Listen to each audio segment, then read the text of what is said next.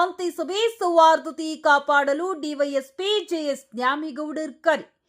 Gangavathi June 17ರಂದು ಮುಂಬರುವ ಮೊಹರಂ ಹಬ್ಬದ ಪ್ರಯುಕ್ತ ಗಂಗಾವತಿ ಪೊಲೀಸ್ ಉಪವಿಭಾಗಾಧಿಕಾರಿಗಳ ಕಚೇರಿ ಆವರಣದಲ್ಲಿ ಶಾಂತಿ ಸಭೆಯನ್ನ ಆಯೋಜಿಸಲಾಯಿತು. ಸಭೆಯಲ್ಲಿ ಮಾತನಾಡಿದ ಡಿವೈಎಸ್ಪಿ ಜೆಎಸ್ ನ್ಯಾಮೇಗೌಡರ್ ಮೊಹರಂ ಹಬ್ಬವನ್ನ ಎಲ್ಲರೂ ಶಾಂತಿಯುತವಾಗಿ ಸೌಹಾರ್ದಯುತವಾಗಿ ಆಚರಿಸಬೇಕೆಂದು ಕರೆ ನೀಡಿದರು. ಯಾವುದೇ ರೀತಿಯ ಕಾನೂನು ಸುವ್ಯವಸ್ಥೆಗೆ ಧಕ್ಕೆಯಾಗದಂತೆ ಸಾರ್ವಜನಿಕರು ಹಾಗೂ ವಿವಿಧ ಸಮುದಾಯಗಳ ಮುಖಂಡರು ಪೊಲೀಸರೊಂದಿಗೆ ಸಹಕರಿಸಬೇಕು ಎಂದು ಮನವಿ ಮಾಡಿದರು.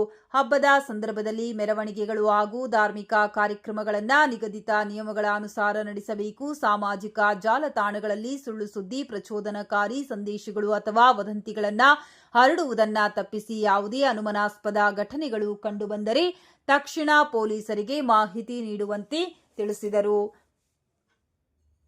ಸಾರ್ವಜನಿಕರ ಸುರಕ್ಷತೆ ಮತ್ತು ಶಾಂತಿ ಕಾಪಾಡಲು ಪೊಲೀಸ್ ಇಲಾಖೆ ಅಗತ್ಯ ಭದ್ರತಾ ಕ್ರಮಗಳನ್ನು ಕೈಗೊಂಡಿದ್ದು ಎಲ್ಲರ ಸಹಕಾರದಿಂದ ಮೊಹರಂ ಹಬ್ಬವನ್ನು ಯಶಸ್ವಿಯಾಗಿ ಆಚರಿಸೋಣ ಎಂದು ಡಿವೈಎಸ್ಪಿ ಜೆಎಸ್ ನ್ಯಾಮೇಗೌಡರ್ ಹೇಳಿದರು.